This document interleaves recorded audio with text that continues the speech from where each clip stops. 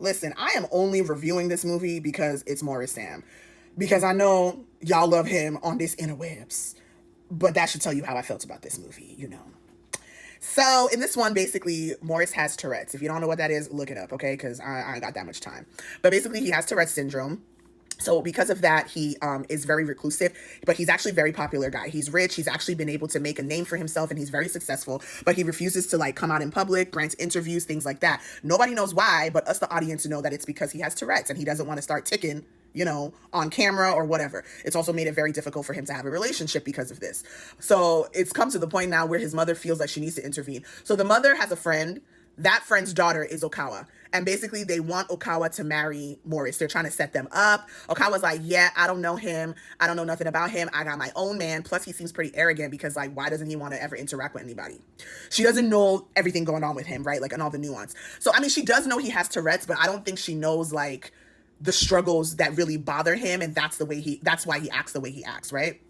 So, I think that like one night her mom makes her go over there, spend the night. And, just with time, I think, and like trying to be forced together, they unwillingly have to spend time together. But in that unwillingness of time, she gets to see that, wow, he's actually a really hardworking man. He's the one that actually leads his business. I think people think that people just lead it for him and he's the figurehead, but she gets to see that, no, he's actually very hardworking, very ambitious. And she gets to see his real, true personality, right? So I don't know if it's enough to make her leave her man. Like, just because they're on better terms doesn't mean that she now wants to marry him. You know what I mean? I don't know if it's enough to make her, like, fall in love with him and want to leave her man. Or if it's just that, like, she understands and she gets it and she wants to be there for him, right? So, like, which way is it going to go? But in any case, I mean, this movie was cool.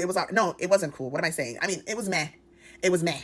I don't know. I don't know. I feel like there wasn't enough time. Maybe it should have been longer.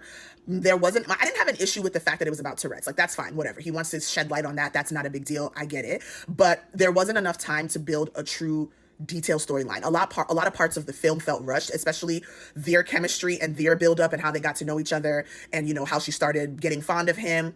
It all built out of nowhere. It was literally like 10 minutes. Like, it wasn't enough time, and the movie was like an hour and 40 minutes long. I don't know what the hell they was doing with the time, but I don't know, because there wasn't enough detail and enough nuance in the plot, it just fell flat. It kind of fell flat. It was very unbelievable. I didn't believe the love and care and likeness that she all of a sudden had for him, because it's like it came out of nowhere. It wasn't enough time. I felt like, yeah, some parts of the movie that they really needed to take their time down and put some more, depth into it, they didn't. So because of that, the movie fell flat for me.